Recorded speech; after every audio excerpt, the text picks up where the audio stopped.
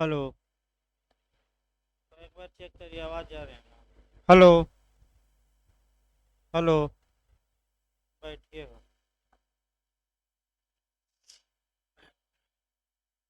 देखिए, आज से आपका ये नया कानून भाई शुरू हो रहा है, आपका दंड प्रक्रिया संहिता, या इसे आपका कहते हैं the code of criminal procedure, यानी कि इंग्लिश में कहा जाता है the code of criminal procedure, और जो हिंदी में कहा जाता है आपका, मैंने हिंदी नाम भी भाई लिख लिया जाए, दंड प्रक्रिया संहिता। दंड प्रक्रिया संहिता 1973। इसको और नाम से भी जाना जाता है, और आपका नाम है आपका, एक तो दंड प्रक्रिया संहिता भी है। इसके बाद आपका कहा जाता है आपराधिक आपराधिक प्रक्रिया संहिता। अगर ये दे तो घबराना नहीं है। या और नाम है फौजदारी फौजदारी प्रक्रिया संहिता। यानी कि पहले नाम को भाई क्लियर रखिए। आपका चाहे the code of criminal procedure they English में, या हिंदी में अगर देगा तो दंड प्रक्रिया संहिता, या आपराधिक प्रक्रिया संहिता, या इसी को हम कहते हैं फौजदारी प्रक्रिया संहिता। और शॉर्टकट में इसको हम कहेंगे सीआरपीसी, यानी कि शॉर्टकट में क्या कहा जाएगा, सीआरपीसी। देखिए, जो सबसे पहले आपका, मैंने एक तो हम इतिहास बताएंगे, लेकिन सबसे पहले आपका सीआरपीसी है क्या, या सीआरपीसी करती क्या है, ये देखना है। तो जहाँ तक the code of criminal procedure की बात है, सबसे पहले इसके नामों को देखा जाता है। नाम देखिए भाई, आपका नाम जो दिया गया, पहले नाम पर आ जाता है दंड। दंड मतलब हुआ सजा, और प्रक्रिया का मतलब हुआ प्रोसीजर, यानी कि ढंग या रीति, ढंग कहिए। और संहिता का मतलब हुआ कोड या कानून। यानी कि अगर हम शब्दशः देखें तो शब्दशः हमें ये निकलता है, शब्दशः हम तोड़ रहे हैं। दंड का मतलब पनिशमेंट या सजा हो गया, और प्रक्रिया का मतलब मेथड या ढंग हो गया, और कोड यानी कि संहिता का मतलब होता है कानून। तो आखिर दंड प्रक्रिया संहिता है क्या? तो आपका कह सकते हैं, एक लाइन में हम बहुत शॉर्टकट में कह सकते हैं इसे, कि दंड प्रक्रिया संहिता क्या है, तो वह कानून जो सजा देने की ढंग या प्रक्रिया का उल्लेख करता है। फिर एक बार देखिए, यानी कि अगर कोई पूछे कि शाब्दिक अर्थ क्या हुआ, तो आप एक लाइन में जवाब शाब्दिक अर्थ दे सकते हैं कि वह संहिता या वह कानून जो सजा देने की प्रक्रिया का उल्लेख करे, उसे ही दंड प्रक्रिया संहिता कहा जाता है। लेकिन चूंकि ये परिभाषा काफी शॉर्टकट में हो जा रही है, अतः इस परिभाषा को देना आपका उचित कानूनन नहीं माना जाता। तो अगर आपसे कोई पूछे कि सीआरपीसी क्या है, तो आप क्या जवाब देंगे? तो आप जवाब देंगे वह कानून, यानी कि आपका वह कानून जो हमें बताता है कि अभियुक्त को कैसे गिरफ्तार किया जाएगा, गिरफ्तार करके कैसे न्यायालय के समक्ष पेश किया जाएगा, न्यायालय के समक्ष पेश करके कैसे जजमेंट लिया जाएगा, और उस जजमेंट का एग्जीक्यूशन या निष्पादन या लागू कैसे कराया जाएगा। यानी कि अभियुक्त को गिरफ्तार करके न्यायालय में पेश करना, और न्यायालय से निर्णय लेकर उस निर्णय को क्या कराना, लागू। यही आपका किस में बताया जाएगा, सीआरपीसी में। अर्थात कुल मिलाकर आप ये कह सकते हैं कि सीआरपीसी के तहत आपको पढ़ना क्या है, तो कोई ऑफेंस कराया जाएगा और उस ऑफेंस के बारे में आपका मुकदमा चलेगा, न्यायालय फैसला देगा और उस फैसले को इन्फोर्स कराया जाएगा। तो सीआरपीसी में मुख्य रूप से इन्हीं बातों का उल्लेख है। अब आपका आगे इसको लिखवा देंगे हम सटीक भाषा में। अब जो आपका अगला क्वेश्चन आपका बनता है, यहाँ से भाई सतर्क रहना है। कुछ कानूनों में आपका एक्ट लिखा रहता है, अधिनियम, और कुछ कानूनों में आपका कोड या संहिता लिखा रहता है। तो ये क्वेश्चन इंटरव्यू में बनता है कि एक्ट और कोड में क्या अंतर है, यानी कि अधिनियम और संहिता में क्या अंतर है। तो एक लाइन आप इंग्लिश में अगर बताना हो तो बता सकते हैं कि जो कोड होता है या संहिता होती है वह एग्जॉस्टिव होती है। एग्जॉस्टिव का मतलब अपने में पूर्ण होती है, और जो एक्ट होता है या अधिनियम होता है वह एग्जॉस्टिव नहीं होता, यानी कि वह उस विषय के बारे में पूर्ण नहीं होता। अगर कोई कहे कि कोई उदाहरण बताइए तो आप सीआरपीसी कोड का उदाहरण बताइएगा, और एक्ट का पूछे तो कॉन्ट्रैक्ट एक्ट बताइएगा। मैंने ये पूछा गया है इंटरव्यू में, एक एक बार दोनों उदाहरण फिर से हम बता रहे हैं भाई इसको। आपका इंटरव्यू में प्री में नहीं पूछेगा, इंटरव्यू में पूछा जाता है कि एक्ट और कोड में क्या अंतर है, तो आप एक लाइन बता सकते हैं कि कोड एग्जॉस्टिव होता है और एक्ट एग्जॉस्टिव नहीं होता। ये बता सकते हैं आप। कोड एग्जॉस्टिव होता है का मतलब हम बता रहे हैं, यानी कि जिस विषय से संबंधित उसमें प्रावधान दिए जाते हैं, लगभग उस विषय से संबंधित सभी प्रावधानों को उसमें समाहित किया जाता है। अर्थात इसका मतलब ये हुआ कि सीआरपीसी के तहत आपराधिक मामलों में क्या प्रोसीजर अपनाया जाएगा, लगभग सभी प्रक्रियाओं का उल्लेख कर दिया गया है। यानी कि लगभग सभी प्रक्रियाएं किसमें दे दी गई हैं, सीआरपीसी में। याद रखिए, इसीलिए इसके आगे क्या लिखा गया है, कोड या संहिता। अब आप एक्ट का जब उदाहरण दीजिएगा तो आप कॉन्ट्रैक्ट एक्ट का उदाहरण दीजिएगा कि संविदा अधिनियम 1872 लिखा है, यानी कि संविदा अधिनियम अपने आप में पूर्ण नहीं है। संविदा के बारे में और कानूनों में भी कुछ कुछ बातें मिलेंगी। तो आपका बिहार प्री में भी जे में बनाया कि संविदा के तत्व किन किन और कानूनों में मिलते हैं, तो भाई रट कर जाइएगा। आपका टीपीए हो गया, माल विक्रय अधिनियम हो गया भागीदारी अधिनियम हो गई, एसआरए हो गया, ट्रस्ट एक्ट हो गया, इत्यादि में किसके प्रावधान थोड़ा मने मिलते हैं, कॉन्ट्रैक्ट के। यानी कि कॉन्ट्रैक्ट अपने आप में पूर्ण नहीं है।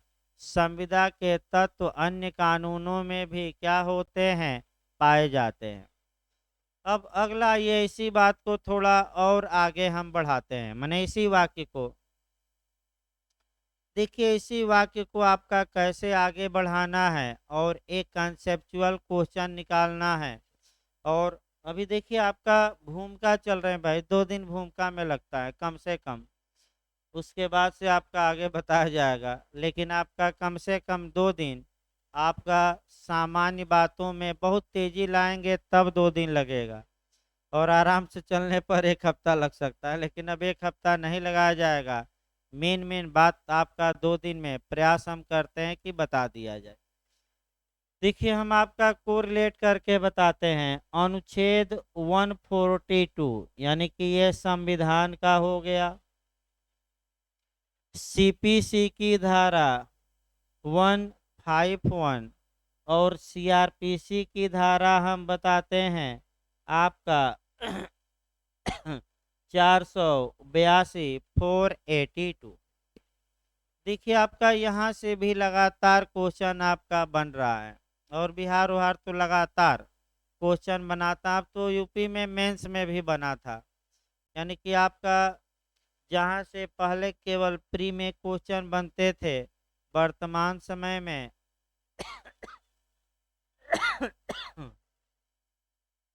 आपका मेंस में भी क्वेश्चन वहाँ से बन रहे हैं। देखिए आपका फिर मैं बैक हो माने बैक होना है आपका कोड पर। देखिए हमने जिस कानून के लास्ट में कोड या संहिता लिखा रहता है, तो हमने ये अभी बताया कि वह कानून आपका एग्जॉस्टिव होता है। एग्जॉस्टिव मतलब पूर्ण होता है। पूर्ण का मतलब ये हुआ कि उस विषय से संबंधित सभी बातों का उल्लेख उस कानून में किया जाता है। अर्थात चूंकि सीआरपीसी के आगे कोड शब्द लगा है, इसका मतलब ये हुआ कि आपराधिक मामलों में क्या प्रोसीजर अपनाया जाएगा, सभी प्रोसीजरों का वर्णन सीआरपीसी में कर दिया गया है। लेकिन आपका लेकिन भी लगाकर पढ़ना है। लेकिन लगाकर ये पढ़ना है, आपका लगातार ये क्वेश्चन आ रहा है। लेकिन चाहे विधायिका कितना ही बड़ा कानून बना ले, याद रखिए 2 लाख अनुच्छेद या धाराएं रख दे, अर्थात विधायिका चाहे कितना ही बड़ा कानून बना ले, ये संभव ही नहीं है कि सभी प्रावधानों का उल्लेख वह कानून में कर सके। फिर एक बार इस कॉन्सेप्ट को बनाइए। विधायिका के लिए यह संभव नहीं है कि वह सभी बातों का प्रावधान या सभी समस्याओं का समाधान के बारे में कानून में उल्लिखित कर सके। अतः ऐसी दशा में ये माना जाता है, आपका यही एक सिद्धांत पढ़ना है जूरिस कार्पस का। याद रखिए भाई, इंटरव्यू में भी पूछा गया है और झारखंड मेंस में भी पूछा गया था ये क्वेश्चन। अब यहीं से आपका कॉन्सेप्ट एक और बनाना है, जूरिस कार्पस। जूरिस का मतलब होता है ला। ला का मतलब हुआ विधि या कानून, और कार्पस का मतलब होता है बॉडी। बॉडी मतलब काय, और काय मतलब शरीर। यानी कि आपका अगर कोई पूछे कि जूरिस कार्पस का मतलब क्या हुआ हिंदी में, तो विधि का काय, या और आसान भाषा में विधि का शरीर, ये कह सकते हैं। न्यायालयों को जूरिस कार्पस कहा जाता है, तो विधि का शरीर कहा जाता है।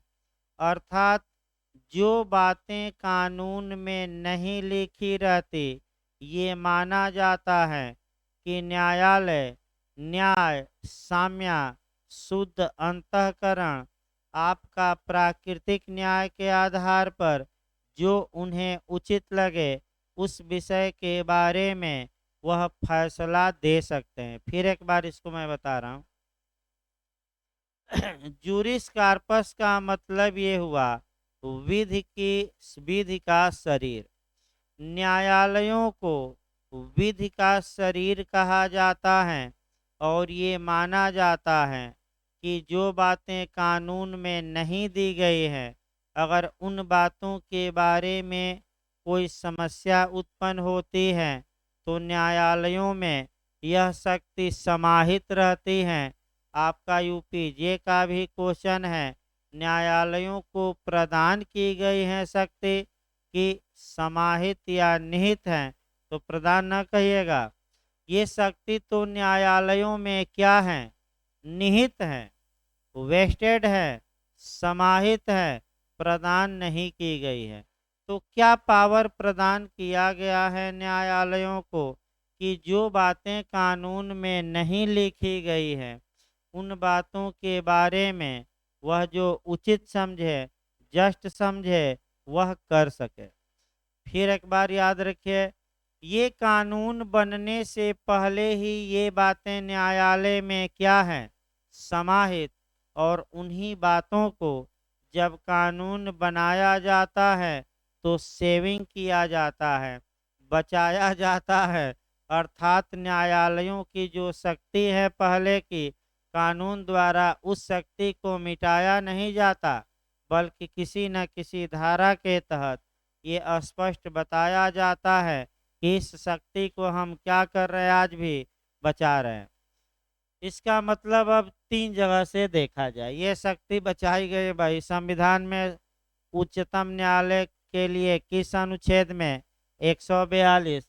सीपीसी में सिविल मामलों में किस धारा में, 151। और सीआरपीसी की धारा में, 482। पहले मॉडल प्री का भी यहाँ बना दिया जाए। आपका बिहार में इसको देखिए क्या कहते हैं लीगल भाषा में, इनहेरेंट पावर या अंतर्निहित शक्ति। अब आपका जो बिहार आयोग बनाता है कभी भी आज तक अंतर्निहित नहीं लिखा। आपका सहज शक्ति यानी कि क्या लिखता है, सहज शक्ति, लेकिन इंग्लिश वर्जन में आपका इनहेरेंट पावर लिखा रहेगा।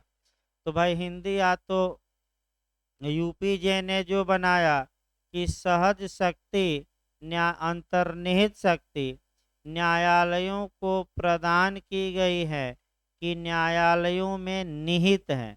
निहित मतलब वेस्टेड है, यानी कि पहले से समाहित हैं। ये पिछली बार यूपीजे में आया था तो आपका क्या बताया गया, प्रदान किया गया कि समाहित है। समाहित यानी कि ये पहले से वेस्टेड है, निहित है या अंतर्निहित है। अब आइए एक एक धाराओं को देखा जाए, तब आगे कॉन्सेप्ट बढ़ाया जाएगा भाई निर्माण इत्यादि से।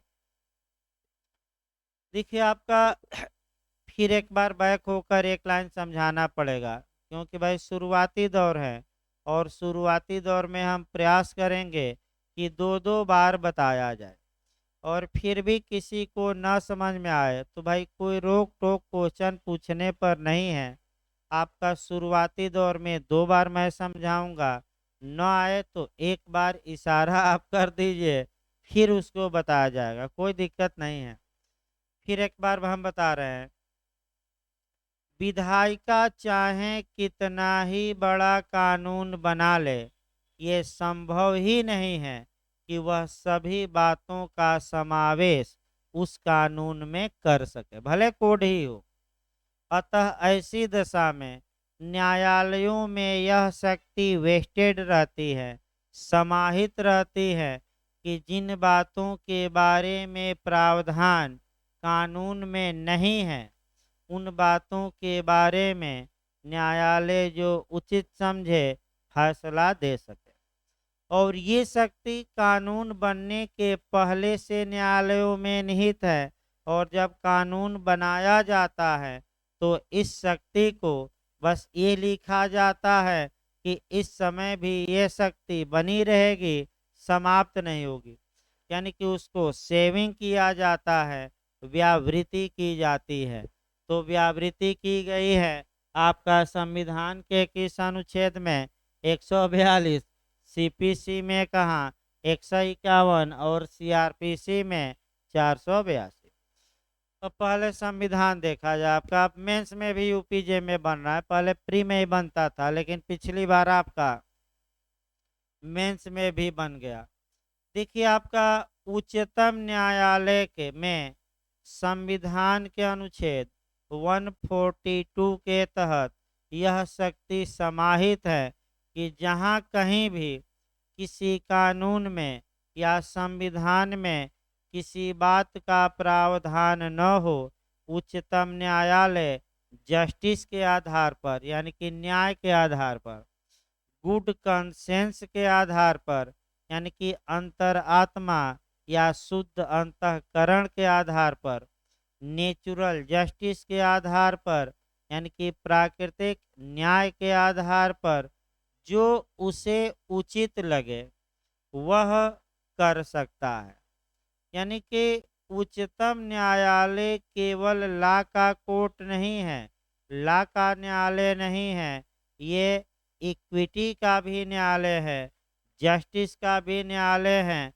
न्याय की हत्या को रोकना, घोर अन्याय को रोकने का काम भी सुप्रीम कोर्ट की ही का ही है। अतः सुप्रीम कोर्ट जो बातें कानून में नहीं लिखी गई है उन बातों के बारे में वह कुछ भी कर सकता है जो उसे न्याय प्रदान करने के लिए किया जाना चाहिए। न्याय नहीं, एब्सोल्यूट न्याय, यानी कि पूर्ण न्याय शब्द जो लिखा है, एब्सोल्यूट न्याय। उदाहरण एक हम बता दें, आप अयोध्या मामला और भी मामले हैं सो तो संविधान में चलेंगे, एक एक उदाहरण केवल। अयोध्या मामला आप सबसे अच्छा उदाहरण यहाँ देख सकते हैं, जहाँ की उच्चतम न्यायालय ने मुस्लिम पक्षकारों को न्याय हो, यानी कि न्याय की हत्या न हो, इसके लिए बिना मांगे अयोध्या में 5 एकड़ जमीन दे दी। बिना मांगे तो किस आधार पर दिया?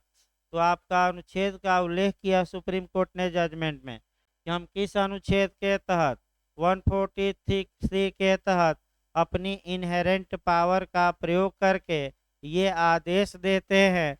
किसी ने मांग नहीं किया, यानी कि सुप्रीम कोर्ट न्याय के लिए बिना मांगे भी हक दे सकता है, याद रखिए। इसी प्रकार आपका सीपीसी की धारा 51 में सभी सिविल न्यायालयों में यह शक्ति समाहित है, और आपका सीआरपीसी में थोड़ा दायरा सीमित है और केवल उच्च न्यायालय में ही यह शक्ति समाहित की गई है।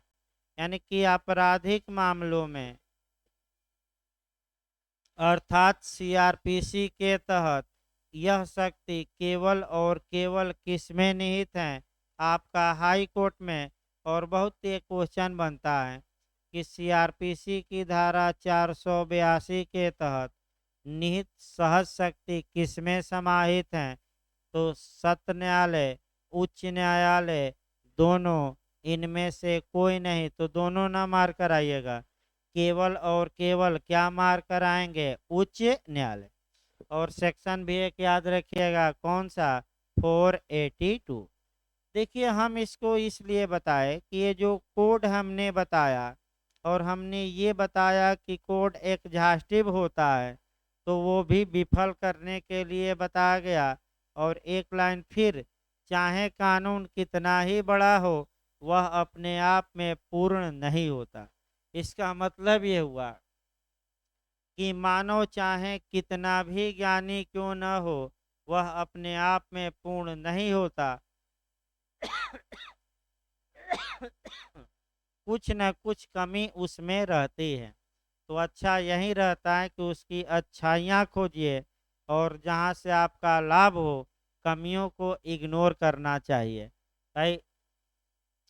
अब आपका सीआरपीसी का एक इतिहास हमें देखना है, और जब भी इतिहास पढ़िएगा तो आपका इतिहास हमें देखना है सीआरपीसी का। तो सबसे पहले हम प्राचीन काल में देखेंगे, प्राचीन काल के बाद आपका थोड़ा बहुत मध्य काल हम देखेंगे, मध्यकाल के बाद आपका अंग्रेजों का काल आ जाएगा, और अंग्रेजों के काल में हम देखेंगे 1882 और 1898, यानी कि आपका 1882 देखेंगे। और फिर कब देखेंगे? 1898।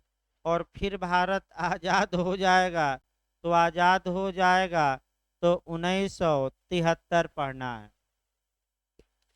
यानी कि आज़ादी के बाद हमें कहाँ पढ़ना है? 1900 आपका कह सकते हैं 73, जो नहीं हम लोग पढ़ रहे हैं सीआरपीसी। अब एक इतिहास देखिए ताकि आपका शॉर्टकट में इतिहास भी कैसे निर्माण हुआ। प्राचीन काल में जो आपका अब प्राचीन काल में अगर कोई व्यक्ति अपराध करता था तो सामान्यतः आप देखते होंगे कि आपका राजा के समक्ष पेश किया जाता था और राजा के समक्ष पेश करने के बाद राजा उसकी बातें सुनते थे, गवाहों की भी बातें सुनते थे, अंत में फैसला सुनाते थे। और आपका कह सकते हैं एक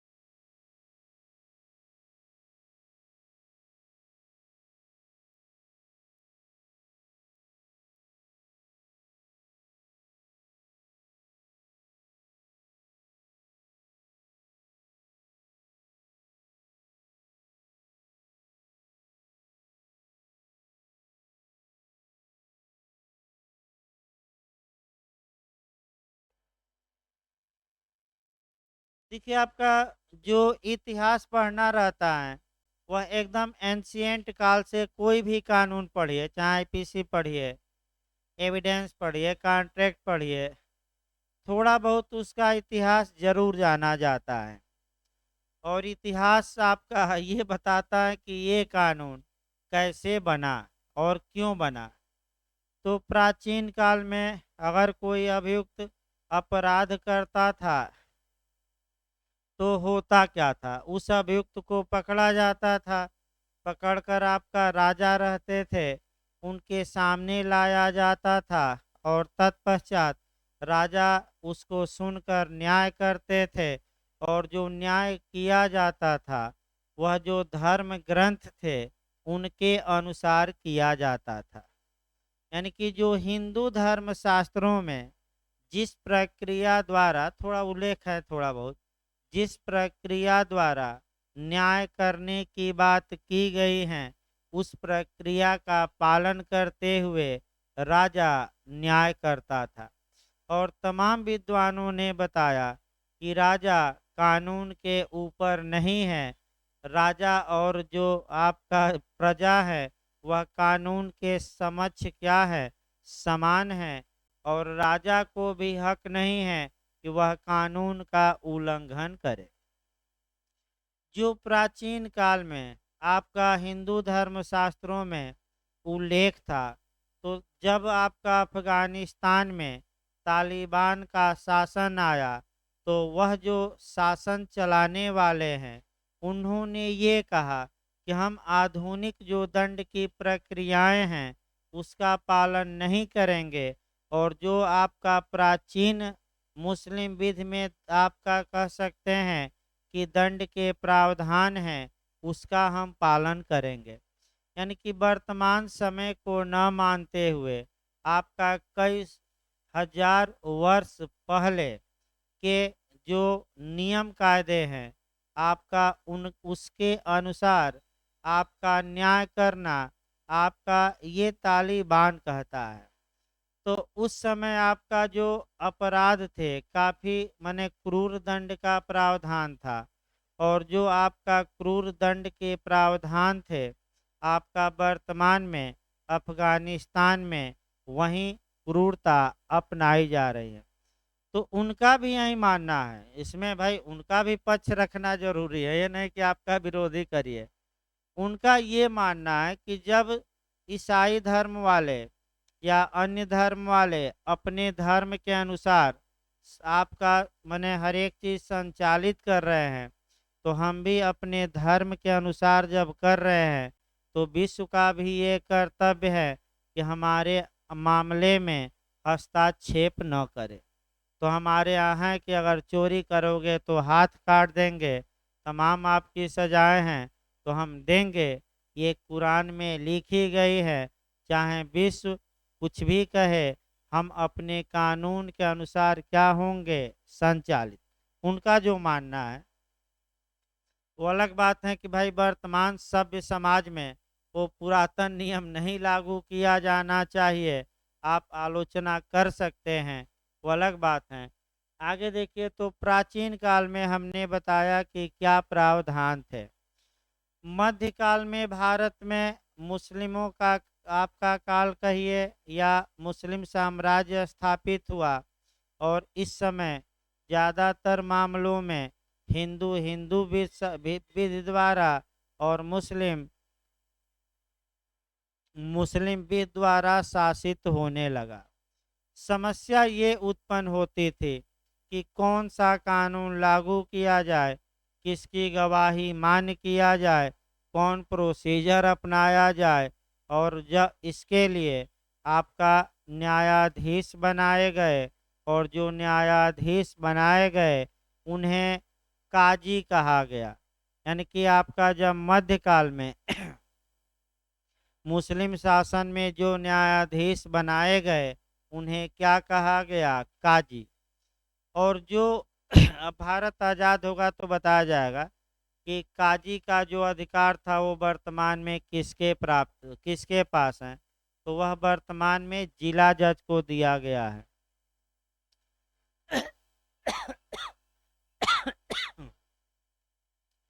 काजी काजी बनाया गया। काजी साहब आपका धर्म ग्रंथों के अनुसार न्याय करते थे, याद रखिए, काजी। फिर आपका भारत में अंग्रेजों का शासन आया। जब भारत में अंग्रेजों का शासन आया तो धीरे धीरे अंग्रेज आपका भारत के एक एक हिस्से पर काबिज होते गए। तो ऐसी दशा में जिस हिस्से पर वह काबिज होते थे, छोटे छोटे कानून उनके लिए बनाना शुरू किए। यानी कि आपका जिन हिस्सों पर वह काबिज हुए, तो सबसे पहले मुंबई, कलकत्ता और मद्रास में आपका आपराधिक प्रक्रिया के बारे में छोटे छोटे कानून बनाए गए। और ऐसे ही अन्य राज्यों में कुछ जब जीतने लगे तो छोटे छोटे कानून बनाए। लेकिन आपका अब अन्य राज्यों से हमें मतलब ज़्यादा नहीं है, उतना इतिहास हम नहीं देखेंगे। डायरेक्ट आ जाएंगे कि पूरे भारत के लिए, यानी कि अंग्रेजों ने पूरे भारत के लिए आपका सीआरपीसी का निर्माण कब किया, या दंड प्रक्रिया संहिता कब बनाई। ये क्वेश्चन इंटरव्यू में पूछा गया है, प्री में भी चांस रहता है। तो आप ये बताइएगा कि पूरे भारत के लिए सबसे पहले जो सीआरपीसी बनाई गई थी अंग्रेजों द्वारा, वह 1800 कब बनाई गई थी, 82। भाई राज्य के लिए नहीं, किसके लिए, पूरे भारत के लिए। पुनः इस सीआरपीसी को रिपील किया गया माने समाप्त किया गया। और अंग्रेजों ने दूसरी बार सीआरपीसी बनाई, तो किस सन में बनाई, तो 1898। और जो 1898 में जो दूसरी बार अंग्रेजों ने सीआरपीसी बनाई, ये सीआरपीसी काफ़ी भारी भरकम थी। तो भारी भरकम थी तो कितनी बड़ी थी, देखिए अब आपका इसमें टोटल 46 अध्याय थे। कितनी धाराएं, कितने अध्याय, 46। 565 सेक्शन थे, याद रखिए, कितने सेक्शन, 565। और 5 अनुसूची थी, यानी कि शेड्यूल कितने थे, 5। फिर एक बार देखिए, जब 1898 ईस्वी में दूसरी बार अंग्रेजों ने दंड प्रक्रिया संहिता बनाई, तो वह एक भारी भरकम कानून था। और उसमें 46 चैप्टर थे, 565 सेक्शन थे। और आपका 5 शेड्यूल थे, 5 अनुसूचियां। काफ़ी ये कानून काफ़ी बड़ा था। फिर आपका चलता रहा, संशोधन भी कानून में अंग्रेज करते रहे। आगे बैठिए, इधर है जगह ना। उस कानून में आपका अंग्रेज बदलाव भी करते रहे और तत्पश्चात हम आज़ाद हो गए। अब आज़ादी के बाद देखना है भाई, और इस कानून को देखना है। देखिए, आज़ादी के बाद आज़ादी के बाद हमने अपना संविधान बना लिया। तो अब अंग्रेजों द्वारा बनाए गए कानून को आपका संविधान लागू होने के बाद भी भारत में क्यों बने रहने दिया जाए, इसका कॉन्स्टिट्यूशनल बेस मैं कई बार बता चुका हूँ। वह कौन सा अनुच्छेद है? 372। कई बार मैं बताया हूँ। आईपीसी भी पढ़ाते समय जब भी कोई पुराना कानून मैं बताता हूँ तो एक आर्टिकल जरूर बताता हूँ। कौन सा? 372। अनुच्छेद 372 संविधान का ये बताता है कि जब तक सक्षम प्राधिकारी द्वारा पुराने कानूनों को समाप्त न कर दिया गया हो, तब तक वे भारत में बने रहेंगे, प्रवृत्त रहेंगे। अब समस्या ये आई कि क्या जो अंग्रेज सीआरपीसी 1898 में बनाकर चले गए, काफ़ी भारी भरकम, क्या उसे हमारी संविधान सभा या संसद ने समाप्त किया कि नहीं? तत्काल तत्काल नहीं किया। तो तत्काल जब नहीं किया तो जब हम अपना संविधान 26 जनवरी 1950 से लागू किए, तो उस समय आपराधिक मामलों में जो प्रक्रिया का काम करती थी, वह अंग्रेजों द्वारा बनाया गया कानून ही काम करता था। और कौन सा? 1898। चलता रहा। अब आइए यहीं आपका थोड़ा भाई 1898 और 1900 अब 73 पर आना है, और तब आपका और चीज़ें पढ़नी है। देखिए, अब इतिहास फिर आगे बढ़ेगा। आपका अंग्रेजों ने जो सीआरपीसी बनाई थी, वह अपने हिसाब से बनाई थी। यानी कि अंग्रेजों ने जो the code of criminal procedure बनाया था, वह अपने फेवर के लिए ज़्यादा बनाया था। ये नहीं बनाया था कि भारत की जनता की भलाई हो। और आपका पुलिस को, मजिस्ट्रेट को, तमाम लोगों को ज़्यादा पावर दिया था। और उसमें आप देख सकते हैं, कह सकते हैं कि जो पावर दिया गया था, कई ऐसे प्रावधान रखे गए थे जो वर्तमान में हमारे मूल अधिकारों के विपरीत, आप कह सकते हैं, संशोधन भी किया गया। यानी कि अंग्रेजों ने अपना हित साधने के लिए ही या अपना सिक्का चलाने के लिए सीआरपीसी का निर्माण किया था कि हमारा राज क्या हो? कायम हो। तो ऐसी दशा में आपका, और अंग्रेज पुलिस सिस्टम भी देकर चले गए। और आज भी हम यूपी वाले वहीं 1861 के 1861 वाला जो पुलिस सिस्टम है, उसी से आज भी गवर्न हो रहे हैं। इसीलिए पुलिस अपने अधिकारों का लगातार उल्लंघन कर रही है और कोई सटीक कार्रवाई उन पर नहीं हो रही है। ये भी मैं बता दूं। तो नए नए कानून बनाने की आवश्यकता है, और अंग्रेजों के कुछ कानून क्या करने की? समाप्त। जैसे आपका तमाम कानून है। अब आगे बढ़ा जाए आपका। अब सर, देखिए, आपका लॉ कमीशन होता है। फिर अब लॉ कमीशन पर हमें आना है। यानी कि भारतीय विधि आयोग, Indian law commission. Law commission का काम क्या है कि सरकार अगर भेजती है कि कोई कानून का मॉडल आप बना कर दीजिए, तो लॉ कमीशन मॉडल बनाता है और किसको देता है? सरकार को। या लॉ कमीशन हर एक क्षेत्र में अपना, कह सकते हैं, रिसर्च और जांच करता रहता है और सरकार को बार बार रिपोर्ट देता है कि इस मामले में कानून में ये बदलाव लाना चाहिए। ये कौन करता है? लॉ कमीशन यानी कि विधि आयोग। तो अब चूंकि भारत आजाद हो गया था, तो आपका भारतीय विधि आयोग का ही, अब वो अंग्रेजों के द्वारा नहीं, भारत आजाद हो गया, संविधान बन गया, तो भारतीय विधि आयोग सरकार को रिपोर्ट प्रस्तुत करता है। और जो सरकार को रिपोर्ट भारतीय विधि आयोग देता है, आपका चौथा विधि आयोग है, इससे मतलब अब नहीं रहता। Report number 1, report number 2, report number 3, अब ऐसे दिया जाता है। 10वीं रिपोर्ट भेजा, उसके बाद 11वीं रिपोर्ट, उसके बाद 12वीं, ऐसे अब रिपोर्ट भेजी जाती हैं। यानी कि केंद्र सरकार को, प्रत्येक राज्य का भी अपना अपना भाई लॉ कमीशन है।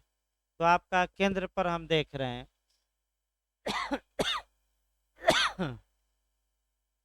तो भारतीय विधि आयोग ने अपनी 14वीं रिपोर्ट, याद रखिएगा, चौथी रिपोर्ट, 14वीं रिपोर्ट 1957 में, यानी कि 1957 में भारत सरकार को सौंपा। चौथी रिपोर्ट 14वीं 14, और भारत सरकार से अनुरोध किया, रिकमेंडेशन किया कि अब नई सीआरपीसी बना ली जाए, क्योंकि ये सीआरपीसी अंग्रेजों द्वारा बनाई गई है और इसमें काफ़ी कमियां हैं।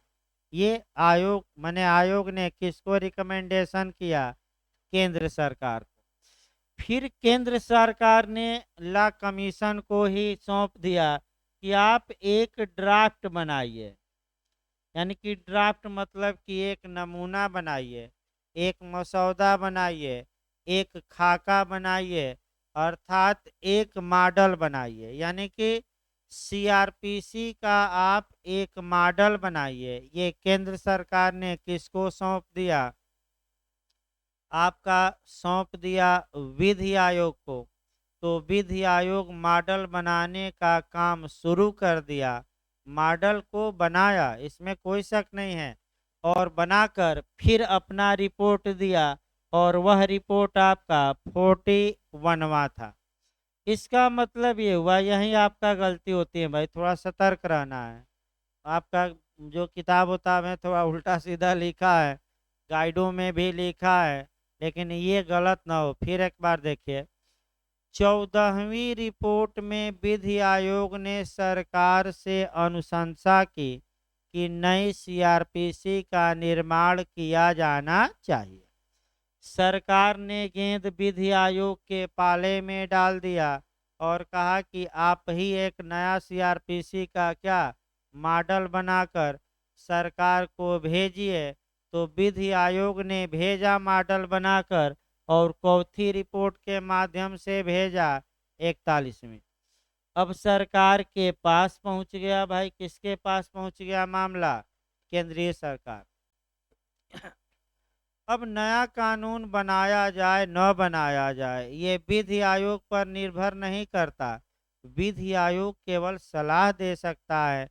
कानून बनाना पार्लियामेंट का काम है, संसद का काम है। तो भाई कानून कैसे बनते हैं और सीआरपीसी कैसे बनी होगी? तो भाई लोकसभा ने पास किया होगा, फिर राज्यसभा ने पास किया होगा, फिर एसेंट के लिए राष्ट्रपति के पास भेजा गया होगा, और राष्ट्रपति उस पर क्या कर दिए गए, दिए, साइन कर दिए।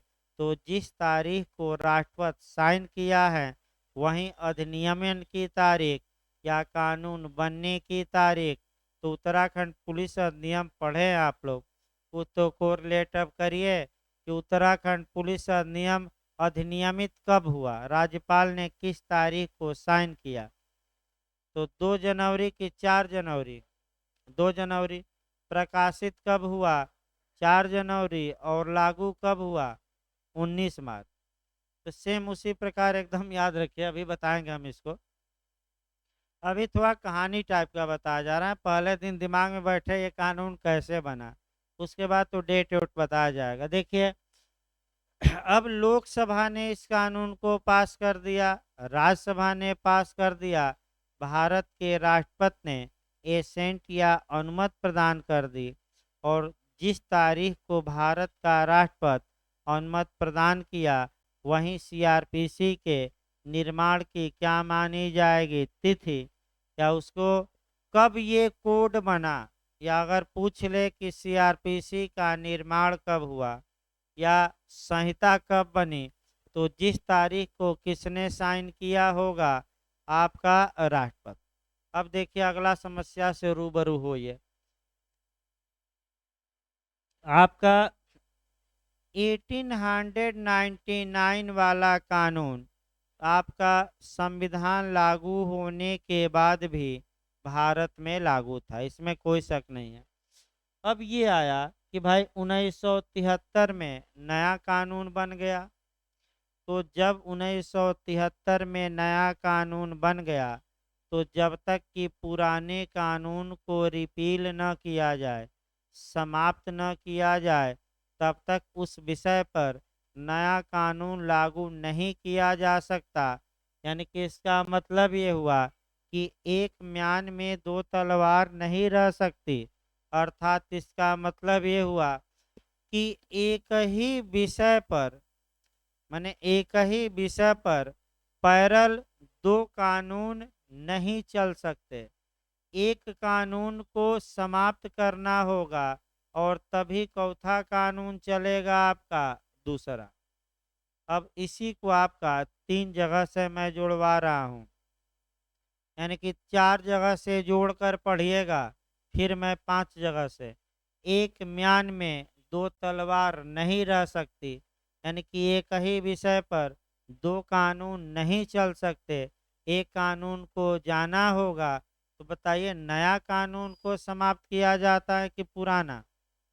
और जब एक नियम बना लीजिए, जब किसी पुराने कानून को समाप्त किया जाता है, तो अमूमन जो नए कानून की लास्ट में धाराएं होती हैं, उसी के तहत, यानी कि जो 2-3 धाराएं लास्ट में हैं, उसी में कहीं ना कहीं ये दिया रहेगा कि पुराना कानून अब क्या किया जा रहा है, समाप्त।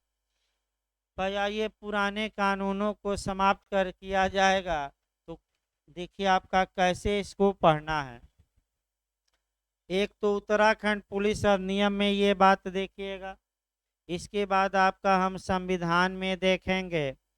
इसके बाद आपका सीआरपीसी जो अब चल ही रही है। इसके बाद आपका सीआरपीसी के बाद हम देखेंगे सीपीसी। और भी कानून है लेकिन उतना नहीं जाना है आपका। 4 एंगल तक कवर किया जाए। ये पहले देखते हैं आपका उत्तराखंड पुलिस अधिनियम 2007, उसमें देखते हैं। देखिए भले आपको याद न हो, धारा 86 याद करके जाइएगा, मैं कल ही लिखवाया था। देखिए इसको फिर एक बार। उत्तराखंड पुलिस अधिनियम की धारा 86 ये कहती हैं कि जो उत्तराखंड में अब तक, यानी कि 19 मार्च से पहले तक, 19 मार्च 2008 से पहले तक पुराना पुलिस अधिनियम लागू था, तो पुलिस अधिनियम 1861, तो वह कानून उत्तराखंड में, पूरे भारत में नहीं, कहाँ केवल उत्तराखंड में क्या किया जा रहा है, रिपील या निरसित। क्योंकि भाई एक कानून पुराना आप रिपील करेंगे, समाप्त करेंगे, तभी तो उस विषय पर नया कानून बने चलेगा और आपका नया कानून लागू किया जाता है। तो ये जो हम नियम बताए, ये पुलिस एक्ट की धारा में है 86। अब आइए संविधान। आपका आईएएस में भी पूछा गया है कि आखिर 26 जनवरी 1950 के पहले भारत का शासन किस कानून के तहत या किस संविधान से चलाया जाता था। तो अंग्रेज संविधान बनाकर गए थे, भारत शासन अधिनियम 1935। तो दो संविधान एक देश में नहीं रहेगा, तो इसका मतलब कि जब हमारा संविधान लागू होगा तो जो अंग्रेज बनाकर चले गए 1935 वाला, वह समाप्त करना होगा। और समाप्त किया गया है किस अनुच्छेद के तहत? 395।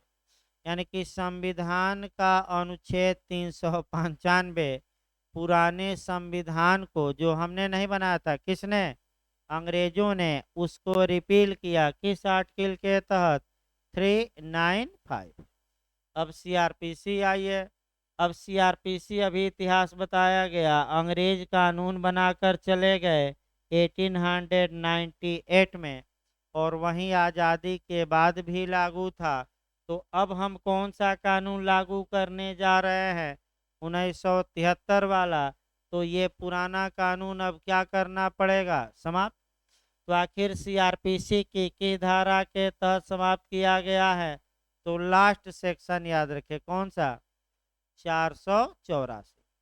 यानी कि अंग्रेजों द्वारा बनाया गया कानून सीआरपीसी की धारा 484 यानी कि लास्ट धारा के तहत समाप्त किया गया।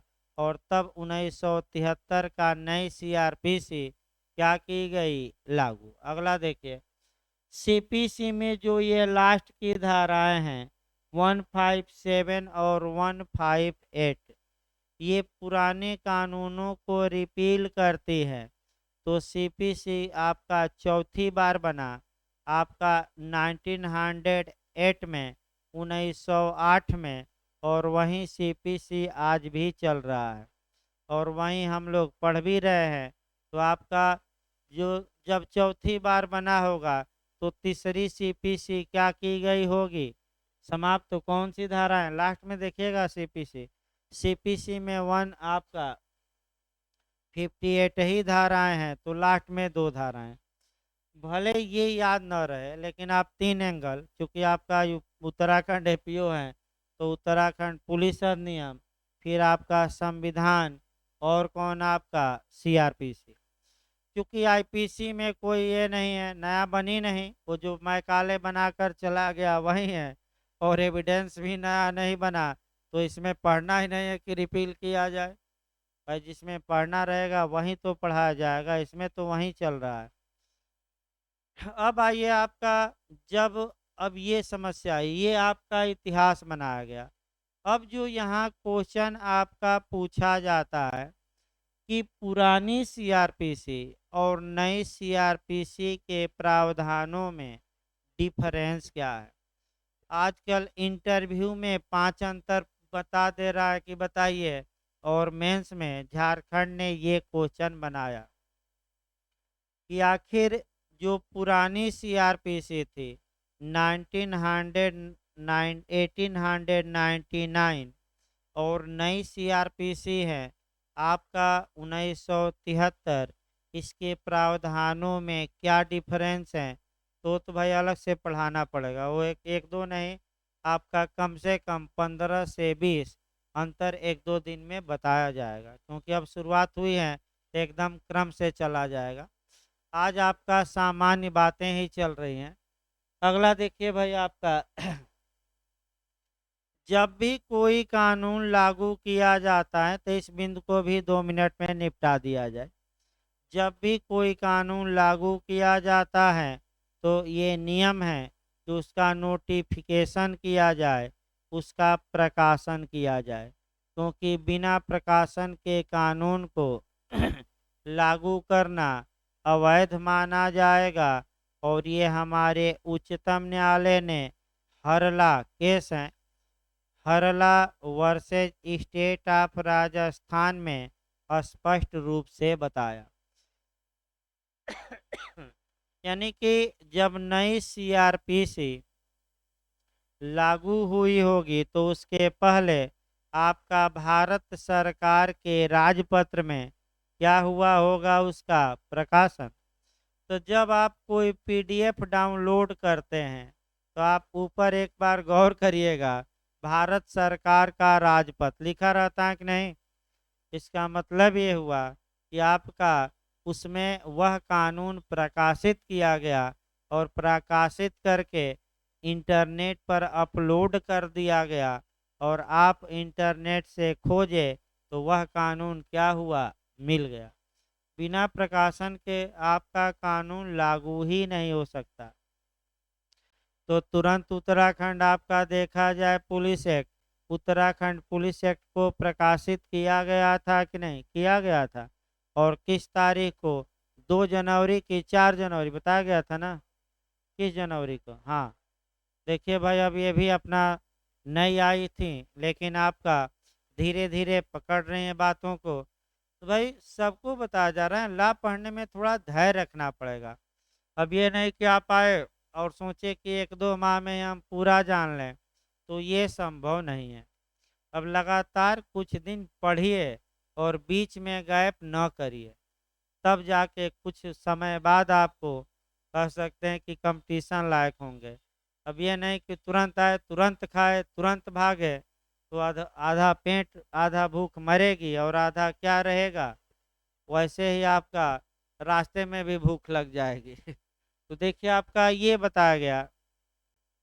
अब एक क्वेश्चन आपका बेयरक से निकाल लिया जाए। इंटरव्यू में बना है, वह क्वेश्चन बना है कि ऊपर जो बेयर एक्ट आप खोजेंगे खोलेंगे तो आपका ऊपर लिखा रहेगा दंड प्रक्रिया संहिता 1973, और उसके नीचे लिखा रहेगा 1974 का अधिनियम संख्या 2। देखिए तो 2 ही है ना, 2 होना चाहिए, 5 है 2, आगे लिखिए तो जहाँ से शुरू हो रहा है, जहाँ से 2 ही होना चाहिए यहाँ से, और आगे बताओ। हाँ हल्का सा, बस बस बस। हाँ, आपका 1974 का अधिनियम संख्या 2 लिखा है। अब इंटरव्यू में ये बना था कि आखिर ऊपर आपका दंड प्रक्रिया संहिता 1973 और नीचे आपका ये 1974 का अधिनियम संख्या 2 सन में क्यों अंतर है। तो आप सटीक भाषा में बताएंगे कि 1973 ईस्वी में भारत की संसद ने इस कानून को पास किया था, अतः आपका 1973 वो लिखा गया है, और भारत के राष्ट्रपति ने इस पर अपनी अनुमति 1974 ईस्वी में दी, इसलिए नीचे आपका वह सन लिखा गया है। इसको जब और बताया जाएगा शुरुआती दौर में, आपका जब बैरक शुरू होगा तब और हम बताएंगे। लेकिन संसद ने पास किया, लोकसभा राज्यसभा ने, वह 1973, और राष्ट्रपति ने साइन किया किस सन में। इसलिए ऊपर आपका कानून का नाम और राष्ट्रपति साइन चुकी अगले साल की है, इसलिए सन क्या हो गया, भिन्न भिन्न।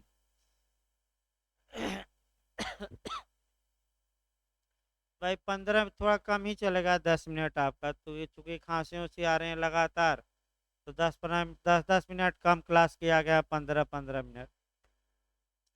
तो आपका अभी आईपीसी चलेगा भाई, राबरी शुरू करना है, एक्सटॉर्शन बताया गया है, यानी कि नए लोगों को बता दिया जाए आईपीसी का चैप्टर 17 यानी कि 17 से उठाया गया ताकि इधर वाला हो जाए।